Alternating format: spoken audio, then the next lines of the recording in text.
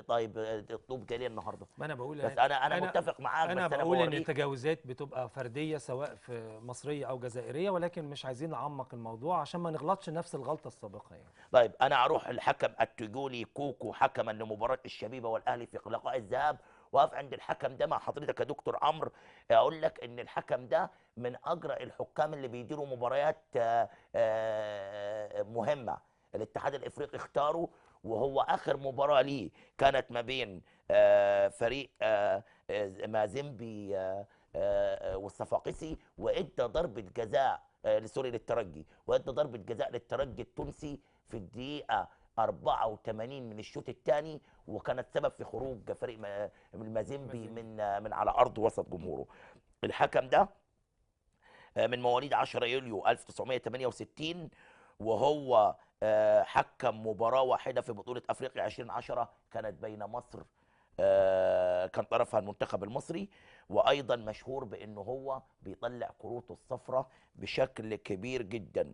ومباراة الترجي وديناموس في بطولة أفريقيا 2010 كانت آخر مباراة إفريقية ليه، وإن في حالة من الاطمئنان. ولكن خليني أقول لك 19 مباراة حكمها كوكو، اخرج 30 كارت اصفر واثنين كارت احمر، واحتسب 5 ضربات جزاء لاصحاب الارض.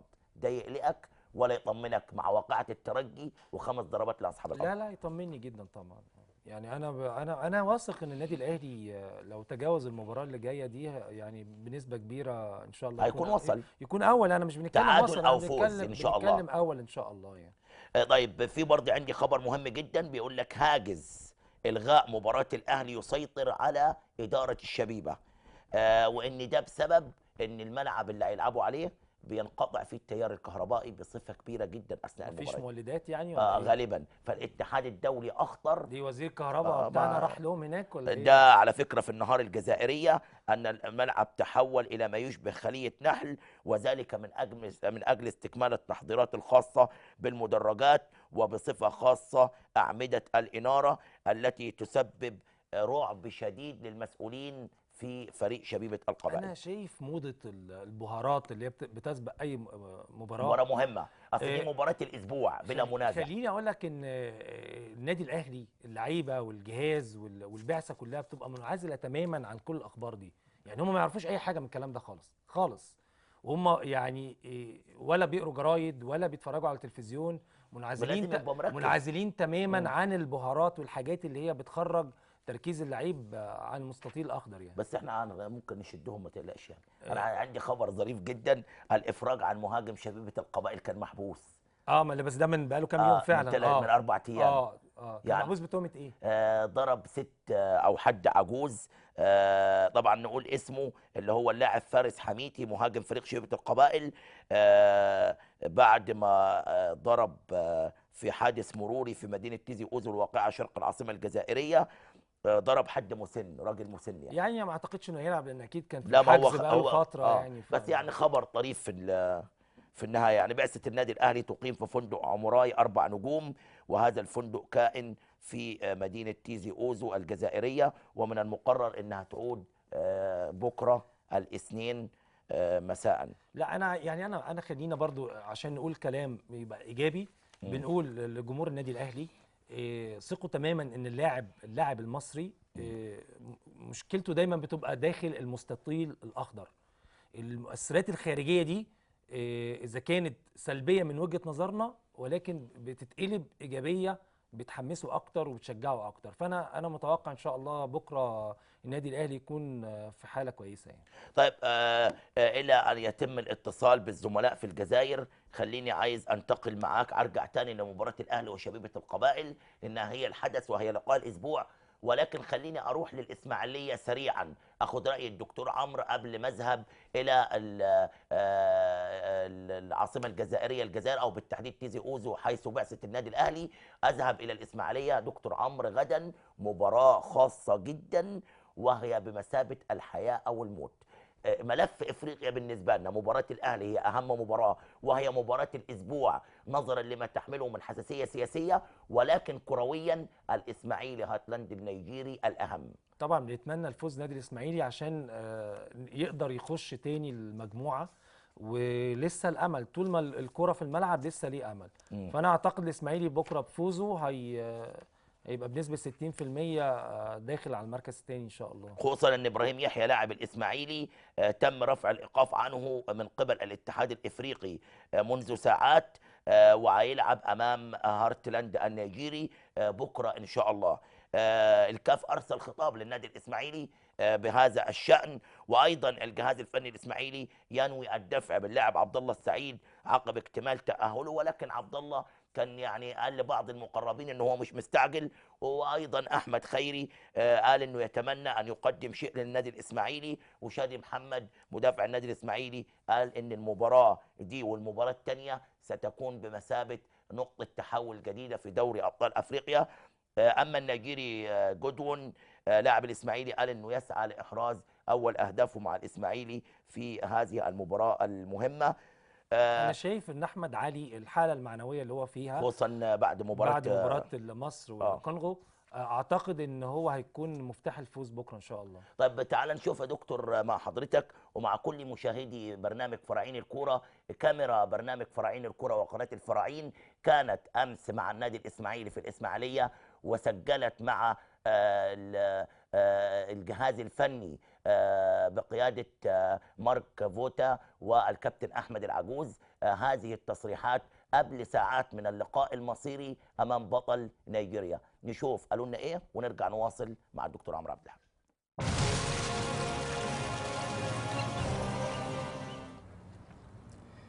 انا عايز اسال كل الرجاله اللي فجاه بقت بتشجع مانشستر يونايتد وبتاكل سوشي، ماله الفول والاهلي؟ مش فاهم.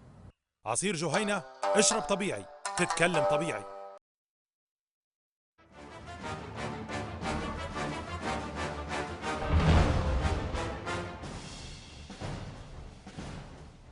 يستعد فريق الإسماعيلي لمواجهة فريق هيرتلاند النيجيري غدا في الجولة الثالثة من دوري المجموعات لدوري أبطال إفريقيا، ويعد موقف الإسماعيلي صعبا للغاية، وذلك حيث هزم في أول مباراتين له أمام شبيبة القبائل الجزائري والأهلي المصري. هو فريق خطير، لكن احنا ان شاء الله ما عندناش حل تاني، يعني لازم نكسب ان شاء الله، هنلعب عشان نكسب وان شاء الله نكسب. هو فرقتنا قوية جدا، بدنيا كويسين جدا، وده كان باين في ماتش بتروجيت، مباراة صعبة جدا خارج ملعبنا. فريقنا زي ما بيتكلم كده بدنيا كويس قوي ويقدر يكسب اي حد يعني. جهزنا مع الفرقة وظبطنا الناس وكده، ويعني اتكلمنا معاهم نفسيا ووضحنا لهم كل الامور مستر مارك، واحنا عندنا فرصه كبيره ان شاء الله ان ربنا يكرمنا ونبقى في الدور قبل النهائي. بوابتنا هتبقى مباراه باكر ان شاء الله. حطينا كل واحد مسؤولياته والطريقه اللي احنا نلعب بيها، بس بنستني التوفيق بتاع ربنا، وان شاء الله باذن الله يكون معانا بكره باذن الله، ونقدم حاجه كويسه ونحقق نتيجه طيبه تسعدنا وتحطنا على الطريق ان شاء الله. الحمد لله الفتره اللي فاتت يعني الحمد لله صبحي ظهر منظر مشرف، وكان يعني المنظر المشرف ده هو اللي اهله يخش منتخب مصر تاني ويرجع لمستواه المعهود. فان شاء الله احنا باذن الله الماتش ده واخدين مصيره بالنسبه لينا طبعا بعد ماتش الاهلي، ان شاء الله ان الماتشين اللي هنا واللي بره ممكن يرجعونا تاني للمنافسه، وان شاء الله انا حاسس باذن الله بعد مجلس اداره داعمنا بلعيبه كويسين جدا، وعندنا فراوده كويسين دلوقتي، وعندنا دكه كويسه جدا، نقدر ان شاء الله نمشي في البطوله تاني من اول وجديد، وعندنا امل كبير باذن الله ان احنا نقدر نكمل تاني في البطوله، بس يكون البدايه الماتش بتاع بكره ان شاء الله ان احنا نكسب ونقدر نكسب بره، يبقى معانا 6 بونت نقدر نلعب بعد كده ان شاء الله ونخش في المنافسه باذن الله. ورغم الإيقافات والإصابات الموجودة بالفريق، إلا أن اللاعبين والجهاز الفني متفائلون بالفوز في مباراة غدا أمام هيرتلاند النيجيري. الراجل لسه متكلم مع اللعيبه دلوقتي وقال لهم الموضوع ده، قال لهم انتوا هتلعبوا من غير الجهاز الفني بتاعكم المعاون بيساعدكم كتير، وانا رديت وقلت ان اللعيبه هي اللي بتعمل كل حاجه، اكيد هم مش هيبقوا محتاجين حد، لان هم باصرارهم وتركيزهم وبالظلم اللي هم حسوا ان هم تعرضوا له الفتره اللي فاتت يعني يقدروا يطلعوا احسن حاجه ويقدروا يقاتلوا حتى من غير مدربين خالص يعني. كما أعرب الجهاز الفني واللاعبون عن استيائهم من العقوبات الصادرة من الاتحاد الإفريقي ضد الفريق، مطالبين بضرورة اللجوء لشرائط المباراة والصور. الفيديو فعلا موضح والصور موضحه ان انا ما تهجمتش على الحكم ولا نزلت ارض الملعب في الماتش خالص، يمكن انا كنت قاعد على الدكه ساعه المشكله ديت، وما اتحركش مع الدكه ساعتها خالص، حتى مراقب المباراه كان جنبي، فانا مش عارف مين اللي كتب فيها بالظبط نزلت ارض الملعب. ممكن كنت شبهت مع حد من علاج الطبيعه او كده، هو ده اللي عمل الاختلاف يعني. الحكم كان سيء جدا، يعني هو عمل حاجة صعبة جدا. احنا كنا موجودين في الملعب عشان نحمي لاعبتنا، ما كانش فيه اي خروج عن النص لينا. كنا حتى لو حد فينا اتكلم كان بيتكلم معاه بكل احترام. اعتقد ان هو كان صعب جدا جدا جدا القرار علينا، يعني لان كان لازم يبقى فيه مراعاة ان زي ما بقول لك ان المعاونين ما غلطوش الغلط الكبير. في ناس بتعمل مشاكل، بنشوف في ماتشات عالميه حتى، والناس بيبقى فيه يعني برضو رأفة في بعض الاحيان وكده. لكن الطاقم المعاون بالكامل يعني ما اعتقدش ان احنا نزلنا ولا خبطنا في الحكم ولا ضربنا الحكم ولا زقينا الحكم. يعني احنا نازلين بنتكلم وبنحمي لعبتنا، فحتى لو بنتكلم معاه كلمنا برضو، مش عايزين نكذب يعني، احنا اتكلمنا معاه بنقول له ان زي ما ابو تريكه اتكلم معاه. ابو تريكه في الكرة بتاعته برضو وهي هاندبول راح اتكلم معاه. ووضح من خلال ميران اللاعبين أنهم في حالة نفسية جيدة تؤهلهم للفوز بهذه المباراة بأية طريقة.